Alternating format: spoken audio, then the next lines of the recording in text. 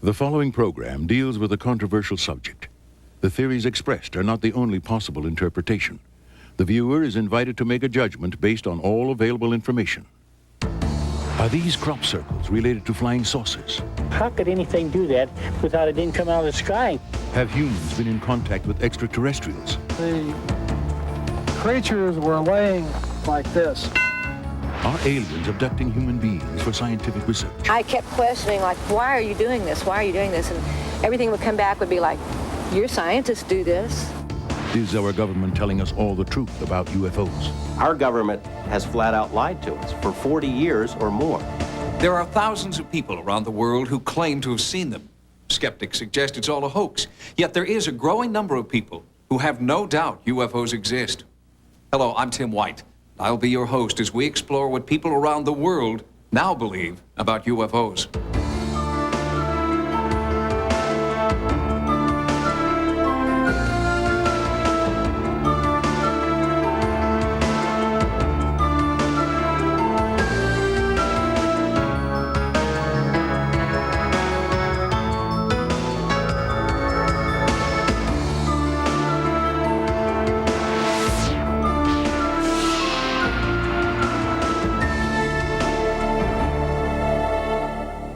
Flying saucers, creatures from another planet, unidentified flying objects. In the next hour, we'll hear from people who have had close encounters with extraterrestrials. Close encounters of the first, second, third, even the fourth kind. The most common is a close encounter of the first kind, which is defined as the sighting of an unidentified flying object, an object that can't be explained by conventional means. It was just a red flashing light. It sounded like, a swishing sound, sort of.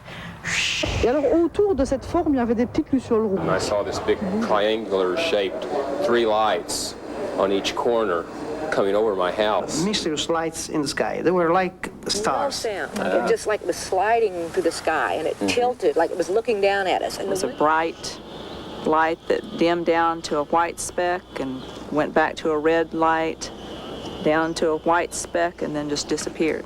Last year, there were almost 4,000 reported UFO sightings in the United States, 2,000 in South America, more than 1,000 in Asia, and over 3,000 in the Soviet Union. The worldwide total was over 10,000. UFO investigators wonder why those numbers have increased dramatically in the past 45 years. Does the publicity of one person seeing a UFO spark the imagination of others who are eager to believe? Or has the Air Force simply increased its testing of military hardware? These are difficult questions to answer without tracing the UFO story. Let's start at the beginning. Cave art in Australia and the western United States, painted at least 5,000 years ago by prehistoric civilizations, seems to resemble modern descriptions of creatures from outer space. Halfway around the world, a 13th century fresco inside a church in Yugoslavia includes a flying vehicle. It would be another 700 years before technology made flight possible. The modern age of UFOs began in 1947. Ex-military pilot Kenneth Arnold was flying his plane over the Cascade Mountain Range. He encountered several objects traveling at an extreme rate of speed. Although there are no photographs, Arnold had a drawing made of what he saw. His sighting triggered hundreds more that year across the United States.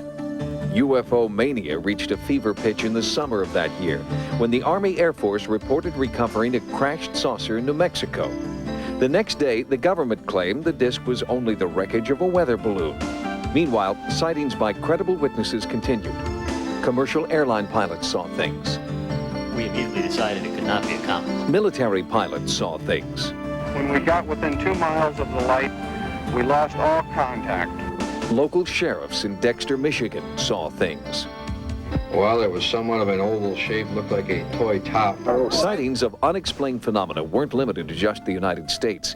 Marina Popovich, a Soviet pilot with over 100 airspeed and endurance records to her credit, had her first UFO encounter in the mountains of southern Russia. После того, как я увидела шар, который зигзагообразно летел. My first contact with a UFO was a rather special experience. It was in the mountains, and I saw a sharp ray coming out of a huge sparkling ball. Even some of the men and women who have been in space have reported seeing things they can't explain. Gemini and Apollo astronaut James McDivitt had his own encounter in June of 1966. While in orbit above the Earth, an unidentified object outside the window caught his attention. I happened to glance out one time, and there against the black sky was a white object. Geometry of it was sort of like a beer can or a Coke can with a pencil sticking out one of the round edges at about a 45-degree angle. What was it? McDivitt was able to snap a few pictures, but after turning the film over to NASA, the photographs disappeared. He suggests it's conceivable that other civilizations could have the technological know-how to make space travel possible. And he's not alone in this belief. A 1990 Gallup poll showed that nearly 50% of Americans believe in the existence of UFOs. This despite the fact that most photographs and film footage of the actual sightings are not very good. The images are scratched, out of focus, or the camera's just too far away to see things clearly. But with the advent of the home video camera, more and more people have captured unexplained phenomena on tape. This home video was shot over Las Vegas in early 1991. It shows 3 objects floating and diving in front of the mountains. Well, this is a spectacular maneuver. As you say, it goes in front of the mountains, so it has the mountain as a backdrop, which gives you a fairly good idea of its distance. In Gulf Breeze, Florida, something that looks like a spacecraft was caught floating just above the tree line. Videos like this have convinced quite a few Gulf Breeze residents that UFOs are real. A small town located just across the bridge from Pensacola. It's been one of the busiest places in the United States for UFO sightings since 1987. And we have over 500 witnesses, and we have about 262 recorded sightings, and we've investigated almost 200 of those. The investigations have been conducted by a small group of Gulf Breeze residents. Most are members of MUFON, the Mutual UFO Network, a grassroots national organization of private citizens who've taken it upon themselves to try to get to the bottom of the UFO mystery. One possible explanation has surfaced. Gulf Breeze is virtually surrounded by 3 major military bases, all with extensive air traffic. We call the military. We're told, no, we did not have anything in the area at the time that you had your sighting. Of course, there will be those that say, well, that's the typical military response. Even if there was something going on, they would deny it. The wave of sightings in Gulf Breeze started with this man, Ed Walters. In November of 1987, Ed and his wife Frances took some amazing photographs of a flying saucer. Fearing ridicule, at first Ed kept the pictures to himself, but then he sent them to the Gulf Breeze Sentinel, the local newspaper. Publisher Dwayne Cook knew his reputation would be on the line if he decided to print the pictures. I was nervous, naturally, and my folks came in Wednesday afternoon while we were putting the paper together. And I said, you're not going to believe what we're getting ready to run in this week's paper. Showed them the pictures, and they looked at them and said, that's what we saw. So at that point, I more or less lost my fear of going with it because, you know, if your own folks see it, if you can't trust them, who can you trust? As it turns out, at least a dozen other people saw the same thing that night, including Art Hufford and several other people who then became members of MUFON. I never felt more alone than I felt that day, November the 11th, 1987, seeing this thing, and then later, nobody saying very much, and then, of course, several weeks later, you know, people were coming forward, and fortunately, you came forward a month later and said, hey, I saw that same thing. Dr. Bruce Maccabee, an expert photo analyst employed by the Navy with over 20 years' experience, spent several months studying the Walters pictures. Maccabee also had Walters use a stereo Polaroid camera the next time he saw something. Some of his early photos contemplated the possibility that they were hoaxed by a double exposure method. But there is a question of whether or not anybody knows how to fake stereo pictures and do it well. I concluded that doing the photography, if it was a hoax, combined with all the other sightings, the testimony of Ed and his family, the intensive investigation, all ruled out the possibility that this was a hoax. And so I concluded in late May of 1988 that it was real. Since 1987, South Shoreline Park has become a magnet for skywatching. The skywatchers have been able to videotape several unidentified objects. Most of them look like nothing more than small points of light in the sky, But close examination has revealed that the lights are doing something that science says is impossible. They move at odd angles, change size, travel at unheard of speeds, all while never making a sound. One of the more recent videos shows a light that was red, and all of a sudden it turns white and starts flashing. These extremely brilliant pulses of light. It appears that it's as if the actual size of the image, which would be related to the size of the light source itself, changed in like 1/30th of a second or so, from one TV frame to the next. We don't have anything that could do that, so far as I know. While the encounters continue in Florida, the most recent UFO observations have occurred thousands of miles away, in Belgium. An amateur photographer videotaped this triangular-shaped object in early 1991. Last year, there were 500 sightings in all of Europe. So far this year, reports in Belgium alone have totaled over 3,500. C'est impressionnant, donc il volait d'abord tout doucement, donc on le voyait avancer de cette manière-ci, et puis tout d'un coup... From prehistoric cave art to medieval frescoes to videotapes in Florida and Belgium, people have been recording strange things they've seen in the skies. What are they? Perhaps the answer lies out beyond the stars. At this point, just out of our reach. In July of 1991, astronomers reported the discovery of a planet 10 times the size of Earth, orbiting a star 30,000 light years away. If the finding is confirmed, it will be the first planet detected outside our solar system. Could it be possible we're not the only living beings in the universe? And while we're watching the skies, we wonder if someone might be watching us. When we return, close encounters of the second kind. Some UFO researchers claim that extraterrestrials have left behind traces of physical evidence. Why would it be exactly 46.5? No matter how you measure it, it's 46.5. Close encounters of the second kind are encounters that leave behind some form of physical evidence. Two types are most often reported. First, the bodies of cattle, horses, and occasionally wild animals, mutilated by some sort of high-tech equipment. Second are crop circles, enormous, elaborate designs that appear overnight, stamped into the fields, as if by some heavenly artist. To my amazement, there was a huge circle in an oilseed rape field up there. I nearly crashed the car because I was so excited. The crop circle phenomenon began in the mid-1970s. English farmers started finding giant circles in their fields, pressed into their crops with the precision of a cookie cutter. Many thought it must all be some kind of hoax, or perhaps funny weather. It was strange, though. There were never any unusual tracks leading out to the circles, and no reports of odd weather. Baffled scientists flocked to circle locations, hoping to find a reasonable explanation for the phenomenon. But one by one, theories blaming disease, helicopters, tornadoes, and hoax artists were shot down.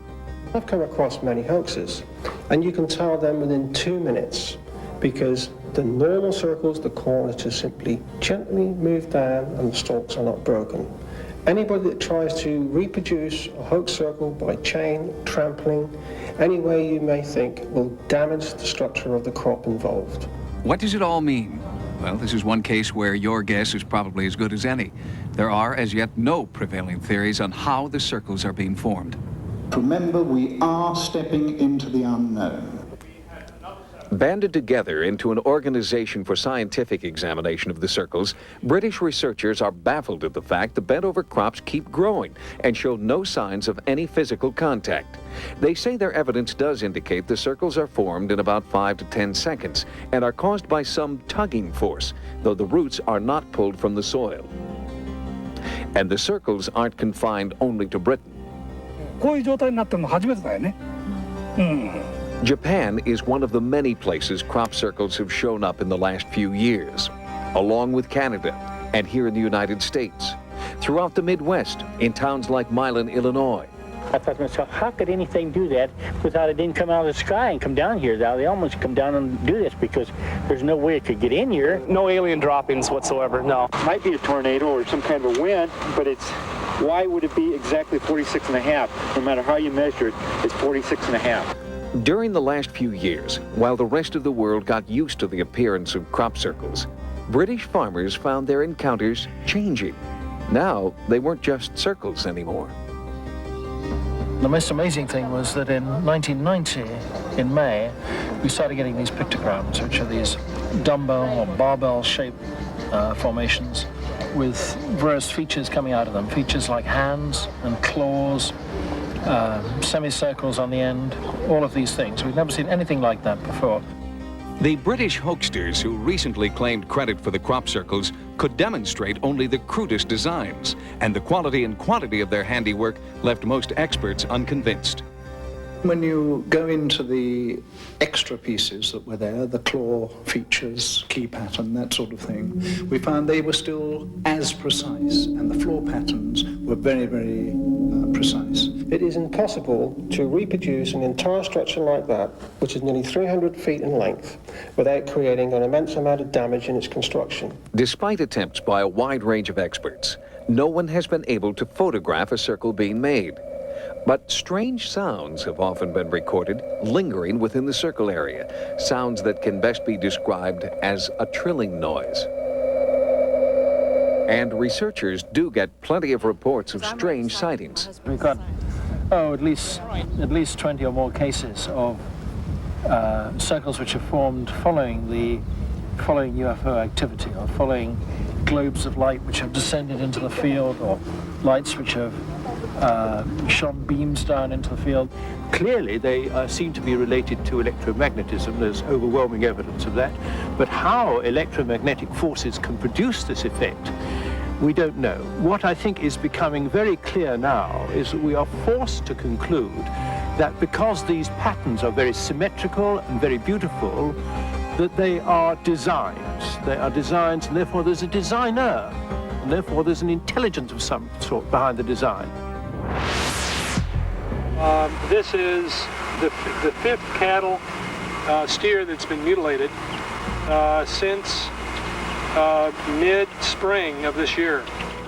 North American livestock farmers are also dealing with a strange phenomenon that's been classified as a close encounter of the second kind. Although this one is as repulsive as the crop circles are beautiful. Since the mid-60s, some ranchers in the American and Canadian West have been finding dead animals in their fields. Investigators have dismissed predators as a probable cause because there are rarely any tracks around the body, not even the tracks of the animal itself. The carcasses are usually neatly cut open, organs removed with surgical precision, and as Joel Bradshaw discovered on his ranch in Arkansas, the aftermath is an oddly bloodless scene. The blood had been taken away. There was no blood nowhere. You could take a white piece of cloth and lay in it, and you didn't get no blood or nothing.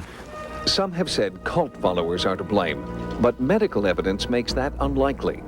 Tissue samples sent to Oregon State University for testing showed that high heat had been used to make the strange rippled incisions, heat like that of a medical laser.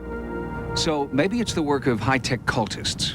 Well, medical lasers didn't even exist when this phenomenon began, and even today's so-called portable lasers require a generator the size of a large freezer.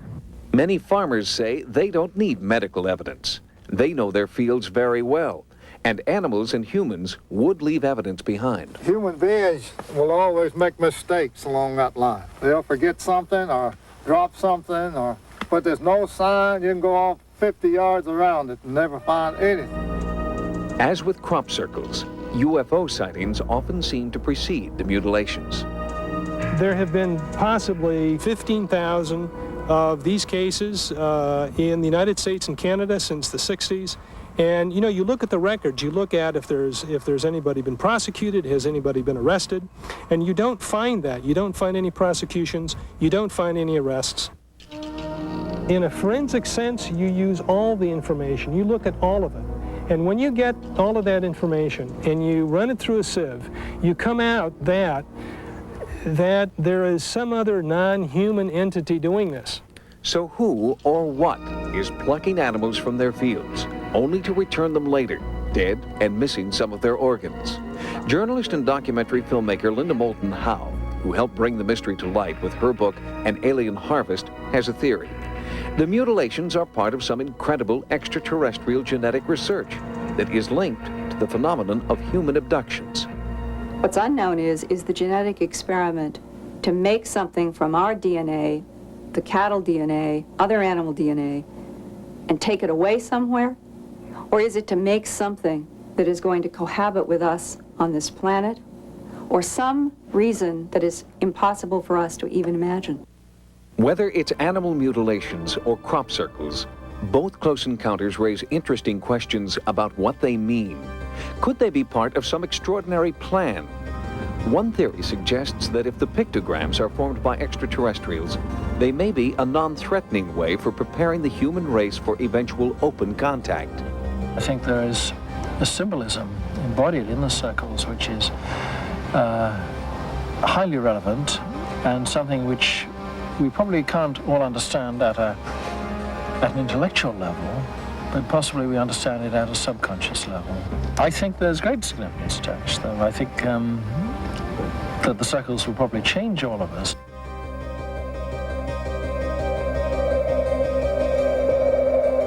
Coming up, this man claims to have had a close encounter of the third kind, the sighting of an alien being.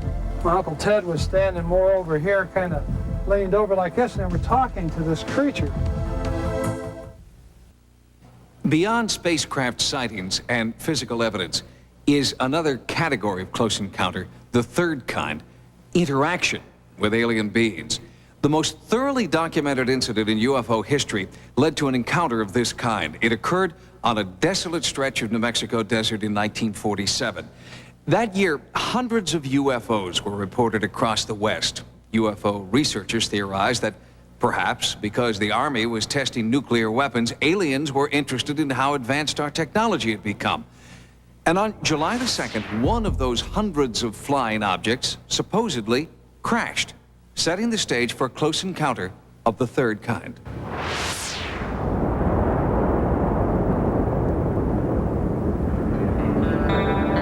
Roswell, New Mexico.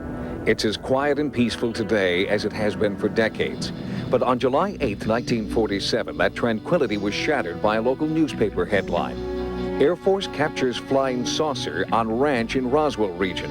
The story described wreckage of a flying disc found near a place called Corona and was based on a press release written by the public information officer at Roswell Air Base, Lieutenant Walter Hott. This building here, building number 84, is a building I believe that they brought materials from the Corona crash and stored them in here temporarily. The chief intelligence officer at the base, Major Jesse Marcel Sr., was sent out to the ranch to collect the crash debris and transport it to the Army Air Force headquarters for examination. In the meantime, newspapers all over the western United States picked up the story. But before Marcel had landed his plane and strange cargo, the Air Force issued a second bulletin. By the time the B-29 with Jesse Marcel and some of the wreckage got to the headquarters 2 hours after they left in Fort Worth, Texas, the fix was already in to kill the story. The second press release was far different from the first, saying the wreckage was actually from a weather balloon. Could the Army's top intelligence investigators have committed such a basic blunder, failing to recognize the mundane remains of a weather balloon when they first encountered it? No, says nuclear physicist and part-time UFO researcher Stanton Friedman, who's been investigating the Roswell crash for over a decade. He says that while Marcel was in the air, the Roswell base commander, Brigadier General Roger Ramey, got orders from Washington to cover up the incident. And what he did was arrange for the wreckage of a weather balloon, the radar reflector on a weather balloon. And for a while, the saucer saga was forgotten, and might have remained so if Major Marcel hadn't rekindled the fire in 1980. Just before he died, Marcel admitted that the weather balloon story had been fabricated to hide the truth.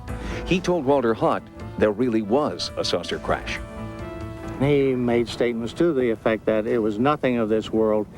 It couldn't be bent, torn, cut, pierced, burned. He went through a whole list of them. He said, we just don't have the technology to produce material like I brought in from that ranch. The government steadfastly maintains that there never was a crash near Roswell. But Friedman contends his research shows there was not just one, but two UFO crashes that day, the result of a spectacular mid-air collision. Which brings us to our close encounter of the third kind. Friedman says wreckage of the second craft landed some 200 miles away from the first. And this time, there were survivors. When I first came up to the craft, the creatures were laying like this in a line, side by side. And the live one was over here. Gerald Anderson says he was 5 years old when he and his family came across the unearthly wreckage and bodies. And my dad was kind of right about here, and he was sitting like this. My Uncle Ted was standing more over here, kind of leaned over like this, and they were talking to this creature. Anderson's story matches that of others who were in the area at the time. With the help of hypnotherapy, he's been able to remember the encounter with startling detail. His description matches those from people who claim to have seen aliens. 4 feet tall, grayish skin, large eyes, long skinny arms and fingers. Anderson recalls 2 aliens were dead, a third dying, and a 4th alien survivor seemed to be trying to communicate. Then just suddenly he turned and he looked at me. And when that happened, all kinds of things just started happening inside my head. I started getting sensations of tumbling and falling and an awful loneliness, like there was no way he could possibly get back to where he came from. Anderson says that within a matter of minutes, the military arrived, sealing off the area. The civilians at the site were threatened with bodily harm if they talked. Nevertheless, in the past 20 years, hundreds of witnesses have come forward, some daring to speak only on their deathbeds. Out in the New Mexico desert, there's no longer any trace of alien craft. Stanton Friedman says the story can't be covered up forever. There were simply too many witnesses. We have testimony from over 200 people concerned with these events, people who handled the wreckage, people who described the bodies, people who had direct orders, military orders, to do this, that, or the other thing. We have consistent testimony that in a court of law would convict anybody of a crime. Even with the overwhelming amount of testimony, the government has refused to acknowledge that either crash ever happened. None of the debris has surfaced, neither have any official documents, and most of the first-hand witnesses have died. As for the captured alien, the most often told story suggests that he lived for a few years at a military installation and then died of an unexplained illness in the early 50s. When we return, close encounters of the 4th kind, people who claim to have been abducted. Once the beam of light hit me, I was paralyzed. The following program deals with a controversial subject. The theories expressed are not the only possible interpretation. The viewer is invited to make a judgment based on all available information. Close encounters of the 4th kind are by far the most frightening abductions of human beings by aliens. According to those who claim to have been abducted, they're transported by a beam of light aboard a spacecraft, set up on an examination table, surrounded by strange creatures, probed and prodded as tissue and fluid samples are taken, and then returned to the point from which they were abducted, most often with little or no recollection of what happened. The one thing they know for certain is that minutes, even hours, have passed that they can't account for. This form of amnesia is known as missing time. This missing time aspect is very, very common in abduction experiences, where the person cannot remember where he or she was. Bud Hopkins, best-selling author and UFO abduction investigator. It was early, fairly early, about 9 in the morning when I headed out, and it was nearly noon when I got back. And that didn't really seem to make much sense. Jean Robinson, abducted twice in childhood. I didn't feel anything. I was you're just like time stops. Cindy Doherty, abducted with her mother, Judy, in 1973. And at that point, the events are blank. Jesse Long, abducted several times since 1956. Under hypnosis, we seem to find the only tool we have of getting at what is a genuine period of missing time. In recent years, hypnosis has gained wider acceptance as a reliable method to enhance memory of past events. Even police departments have used the method to help witnesses remember details of crimes. John Carpenter is a psychiatric hypnotherapist from Springfield, Missouri, who's worked with over 50 people who claim they were abducted by aliens. They're not fantasizing or creating these stories, but they're very real people who are telling me the same, almost boring details. Over and over again, we get these hidden consistencies in abduction reports which come out through hypnosis, and they match exactly the kinds of things that come out under normal recall. And I don't remember stopping. I don't remember pulling over and parking the car, but it was inside the, halfway in the road and halfway not. And this is when I saw this spotlight then was doing this like a beam. Once the beam of light hit me, I was paralyzed. And at that moment, that's when I was on the craft. The description of the UFO occupants are extremely similar. They were about 3 feet tall. Maybe this high. Their skin looked like it was made of marshmallow. White, pale color. And they had real big eyes. Large, dark eyes. They had real large claw-like hands. I couldn't tell if they were mittens or what. Just two nostrils or slits for a nose and a slit for a mouth. They didn't walk, they like glided. The bottom part of their legs kind of like almost robotic. The person will describe being on a table, which is generally metallic. They are unable to move. And the beings were standing around me, looking at me, examining my body. Now, when they're on the table, they describe operations which take place. The next thing I remember, they have this thing in front of my eye. Like a metal instrument that was kind of like shaped like an L. And stuck it went all the way back down to here, though, in my throat. As proof the operations have taken place, those who believe they were abducted often point to unexplainable scars, even implants. My mother remembers me pointing out that I had a scar on my leg. She said it never bled. The scar appeared simultaneously with Jesse's abduction experience at age 4 in 1956. Beneath the scar, Jesse could always feel a small object. It was in my leg for 34 years, and I finally decided to have it removed. And this is what they took out. Though tests have revealed the object is made of silicone and trace metals, they don't answer where it came from. If it is an alien implant, one theory is that it might be a tracking device similar to those used in tagging operations for birds and other wildlife. We're looking at something which is more like what we do with wildlife. It seems scientific, it seems research-oriented. It seems like there's a real important purpose behind it, and not to interfere or destroy us, but in terms that we have something that perhaps they need, and perhaps they're helping us in some way.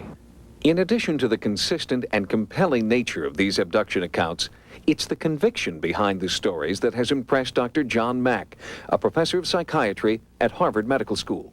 What is persuasive to me is that these individuals report this experience as real.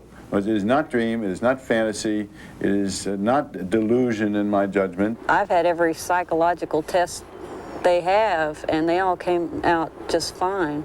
Inevitably, all this anecdotal evidence invited the question, why do abductions happen? The answer could be that we're part of a grand intergalactic biological experiment. Some people hypothesize that their planet or where they come from is arid and barren, and they've lost their own reproductive capabilities, so they are trying to find a new genetic stock with us. Perhaps we're looking at some survival process where part of our makeup is strengthening their makeup. There is very powerful evidence, and this sounds crazy, but it's true, that they are trying to achieve some kind of blend or mix. It's almost as if the missing link is knocking at our back door. The stories are hard to believe. However, people who live thousands of miles apart and have never been in contact with each other have described their ordeals with striking similarity, and reported incidents of abduction are on the rise. But no government authorities have come forward to corroborate the information. After this break, we'll look into what governments all over the world know about UFOs and why they've classified their information beyond top secret. People are more afraid of our government than they are of organized crime. Since the first UFO sightings in 1947, our government has willingly told us two things about flying saucers. A, they don't exist, and B, no government agency has any more information about the subject than has already been made public. But UFO investigators charge that documents in their possession prove that the military and the government, since the end of World War II, have orchestrated a constant and effective campaign of disinformation concerning UFOs. Our government has flat out lied to us for 40 years or more. They've threatened people and intimidated people. They've spied on UFO groups, infiltrated UFO groups, spied on researchers, compiled dossiers. Their responses bordered on paranoia. In 1988, reporter George Knapp of Las Vegas CBS television station KLAS began investigating the U.S. government's involvement with UFOs. He says he's found evidence proving a massive cover-up that began in 1947 and continues to this day. The CIA says that it does not collect information on UFOs, and it hasn't since the 50s. There are reams of documents squeezed out of the CIA that indicate that they have on staff CIA UFO experts, agency personnel monitoring the situation on an ongoing basis. The FBI denied having any documents on UFOs in the 1970s, the early 1970s. 3 years later, they released 1,700 pages of information on UFOs, documents that they had. They lie. But for UFO researchers, there is one persistent problem with those hundreds of released pages. Most, like this 1958 UFO memo to President Eisenhower, have been highly censored, essentially making them unreadable. Even this National Security Agency document explaining why UFO data should remain secret is itself almost entirely blacked out. Ironically, the official position of the U.S. government is that UFOs are not a threat to national security. Yet the agencies involved claim the censored information is vital to national security. From 1947 to 1969, the Air Force conducted Project Blue Book. Staffed with just 3 people, it studied 12,000 UFO sightings. All but 701 were explained to the military's satisfaction. And the group that remained unexplained? It does not contain any pattern of purpose or of consistency that we can relate with to any conceivable threat to the United States. The Air Force closed Blue Book in 1969, but project critics weren't satisfied. The first person to head it up, Captain Edward J. Rappelt, quit in disgust, wrote his own book, and declared that there was something to UFOs, and the Project Blue Book was nothing more than a whitewash. The United States government has spent a lot of time and effort debunking UFOs, even to the point of turning the whole thing into a joke. Of all the items in our stock catalog, there is only one which would have the high velocity and low wind resistance of flying saucers. The cover of a GI trash can. But some military people, like retired Marine Major Donald Keogh, spoke out, accusing the government of hiding what it knows about UFOs. This is not an attack on the Air Force spokesman or the project spokesman. They are simply following orders to explain away all UFO sightings as quickly as possible when they become public and deny that UFOs really exist. We have not been hiding anything. The investigations have been made public. The explanations of those where there is a clear explanation have been made public. What the Air Force hadn't made public was that its pilots had been reporting UFO contacts since World War II. The Air Force was so concerned that in 1953, it even sent its own planes on a mission to seek out and photograph flying saucers. Guy Kirkwood was one of the flyers. After 19 days in the air, he and his fighter group spotted 16 objects, 2 miles to the west. They broke rank and just started moving all over. They were below us, they were above us, they were out in front of us, and accelerating, literally at lightning speed. And a dot in the distance, maybe several miles away from you at that point, maybe a pencil point, all of a sudden closing on you at the rate of several thousand miles an hour, and a 36-foot object, which is basically almost the same size as our aircraft, of a 36-foot wingspan. But all of a sudden, this thing is just closing on you faster than you're able to think. After 2 more encounters with smaller groups of discs, the Air Force called off the mission because of the physical effects on the flight crews. Kirkwood went on to become a commercial pilot, and later he began to talk about his UFO encounters.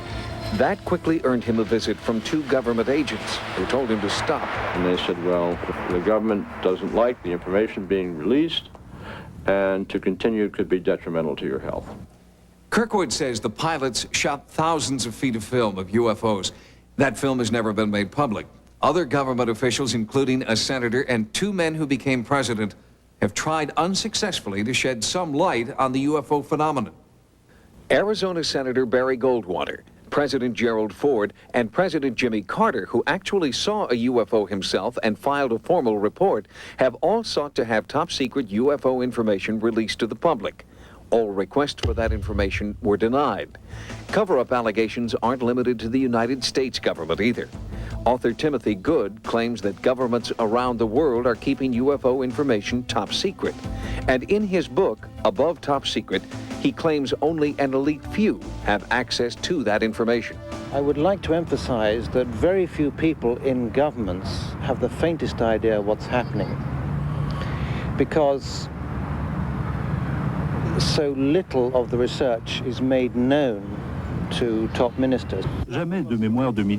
One country is bucking that trend. Belgium has acknowledged tracking unidentified, seemingly intelligently controlled craft in its airspace. Radar tapes released by the Air Force show an object jumping from 200 meters to 2,000 meters in 1 second, a distance of just over a mile. The Belgian Air Force has even put aside a plane to search for the objects. But the attitude of the United States remains very different. UFO experts claim our government is conducting top-secret research into UFOs in the middle of the Nevada desert.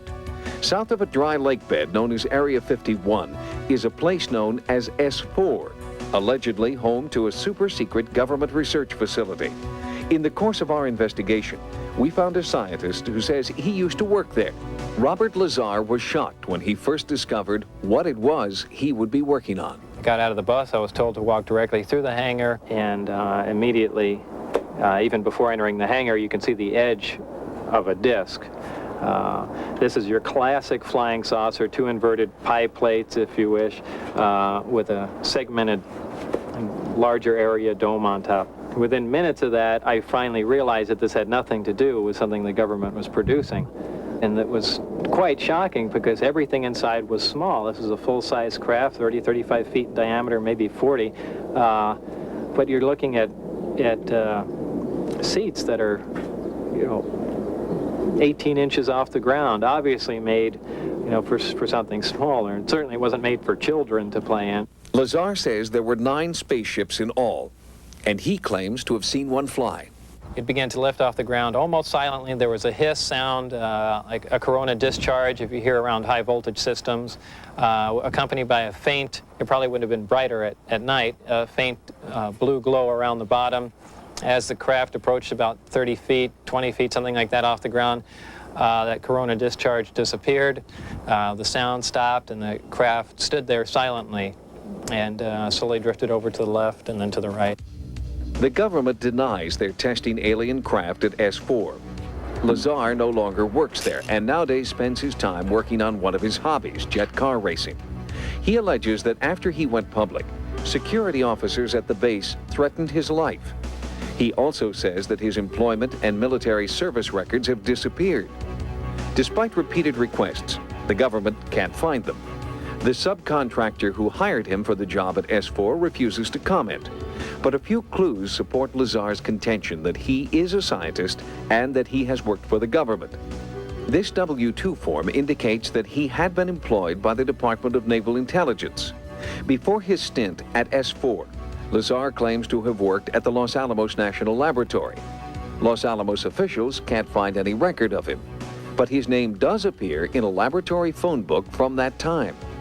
Reporter George Knapp was able to track down a few of Lazar's colleagues who could confirm parts of his story. But when they talked to Knapp, something strange happened. One after another had visits from government personnel who basically intimidated or told them to back off, followed them around. There didn't have to be any direct communication where an agent says, you keep talking to this guy, you're going to end up in a river. The message was very clear. Since Lazar's story broke, Area 51 has become a hotbed for UFO sightings. Are you seeing what I'm seeing? Are you seeing this thing zip back and forth, or is it just, you see that? It just zipped to the left. See it again? While our cameras were there, a bright light appeared in the night sky. No. Utterly silent, it seemed to float below the mountaintops. Analysis of our videotape proved inconclusive. Those who might know the answers aren't talking. I've been covering organized crime in Las Vegas for 10 years, dealing with mob hitmen and mob informants, people who have been in the witness protection program. The fear that is generated by this UFO subject for people who really know about it far outweighs the kind of fear that the mob inspires. I mean, people are more afraid of our government than they are of organized crime. I am exactly sure of what I saw. I know what mainstream science is like. I know where physics stands. I know all of that. And this is an extraterrestrial craft. This technology is hundreds and hundreds of years in advance of us, and that's the end of that story. Tonight, we have heard from dozens of people who describe their encounters with UFOs and aliens. Well, if it's all true, skeptics wonder why aliens haven't landed on the White House lawn. Believers claim that they just might. UFO advocates have put forward one engaging theory. It states that we are being methodically conditioned for the eventual revelation that alien life forms do exist. More official UFO information has surfaced through the Freedom of Information Act. More people are willing to talk. And when the day finally comes and the facts are made public, the shock to our collective system would be minimal. But then, it's only a theory. For the UFO Report, I'm Tim White. Good night. Tomorrow night, make a date with the gang from West Beverly High. Catch a special presentation of 90210 right after Cops. And this Sunday, the bad boys of comedy are back with an all-new In Living Color.